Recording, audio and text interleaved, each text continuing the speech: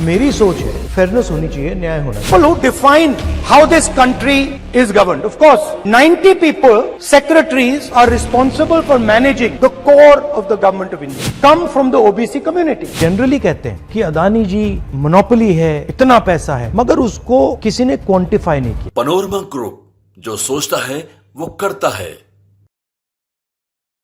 नमस्कार, भारत लाइव देख रहे हैं आप। देखिए, देश भर में राहुल गांधी की जो भारत जोड़ो न्याय यात्रा है वो यात्रा लगातार जारी है। 2024 का चुनाव है और इस यात्रा के माध्यम से नरेंद्र मोदी के जो कार्यकाल हैं उस कार्यकाल में क्या क्या गड़बड़ियां उन्होंने किया है, क्या क्या सुधार वो कर सकते हैं, राय भी दे रहे हैं राहुल गांधी। भारत जोड़ो न्याय यात्रा के दौरान अलग अलग विषयों पर वो चर्चा करते हैं। जब उत्तर प्रदेश पहुंचते हैं तो उत्तर प्रदेश में जो पेपर लीक कांड हुआ था, सिपाही भर्ती परीक्षा पेपर जो लीक हो गया था, उस पर जो वहाँ के युवा थे उनको अपने रथ पर बैठाकर उनसे खुलासे करवा रहे थे कि क्या हो रहा है।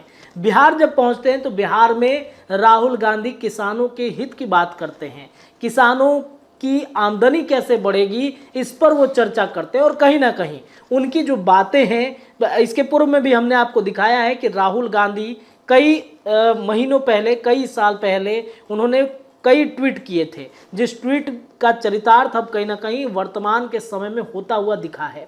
कई जो सलाह है नरेंद्र मोदी को वो भी राहुल गांधी देते हुए नजर आए हैं। एक बार फिर से राहुल गांधी की जो यात्रा है, न्याय यात्रा, वो कहीं ना कहीं एक बार फिर से उन्होंने जातिगत जनगणना का मुद्दा उन्होंने उठा दिया है।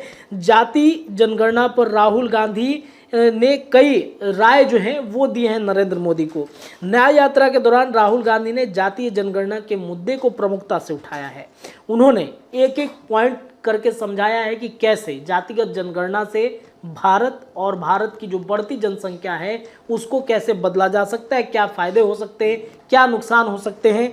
तो जिस जातिगत जनगणना पर राहुल बात कर रहे हैं उसमें सामाजिक के साथ साथ आर्थिक समाधान भी है। इस जनगणना से न केवल लोग अपनी भागीदारी जान सकेंगे बल्कि उस भागीदारी के हिसाब से लोग मुख्य धारा में जुड़कर उस रेस में शामिल होंगे, जिससे देश जो है वो तेजी से आगे बढ़ेगा। तो सुनाते हैं आपको राहुल गांधी जब न्याय यात्रा में अलग अलग जगहों पर पहुंचते हैं, इस क्रम में उन्होंने जातिगत जनगणना और कौन से जातिगत जनगणना, कौन सी आबादी के बारे में बातचीत वो कर रहे हैं, सुनिए। मेरी सोच है फेयरनेस होनी चाहिए, न्याय होना चाहिए।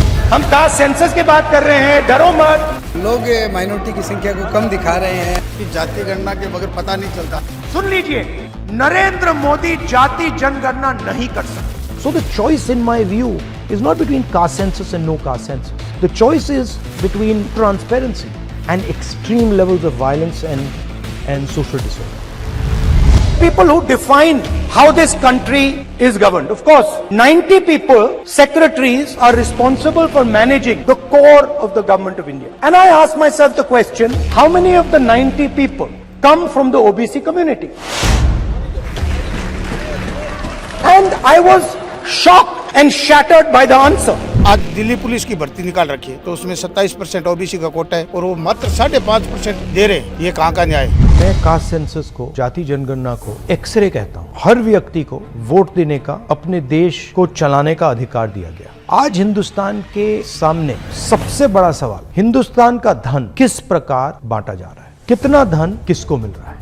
हम कहते हैं, जनरली कहते हैं कि अदानी जी मोनोपोली है, इतना पैसा है, मगर उसको किसी ने क्वांटिफाई नहीं किया। जनरली लोग जानते हैं कि हिंदुस्तान में तकरीबन 50% पिछड़े लोग, तकरीबन 15% दलित, तकरीबन 12% आदिवासी। सवाल यह है, इस देश के धन में से इनको कितना मिलता है। तकरीबन 80% आबादी हिंदुस्तान की पिछड़े, दलित और आदिवासियों में से है। इनमें से देश को चलाने में इनकी कितनी भागीदारी। मैंने सवाल उठाया, नेशनल सरकार में जो IAS ऑफिसर्स हैं 90 में से 3 लोग पिछड़े वर्ग के। 35,000 करोड़ रुपए फसल बीमा योजना के लिए जाता है।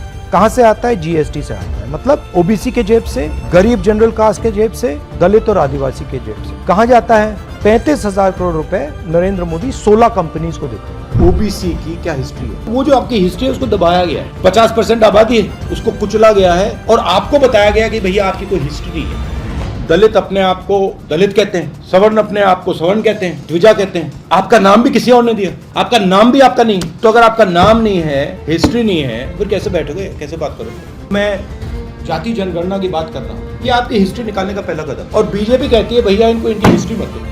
हिस्ट्री दे दी तो फाउंडेशन बन जाएगी, नींव बन जाएगी, नींव बन जाएगी तो इमारत बन जाएगी। जो ओबीसी दलित आदिवासी तपस्या कर रहा है उसका फल उसको नहीं मिल रहा है। किसान 17 घंटे काम करेगा, उसको पैसा नहीं मिलेगा।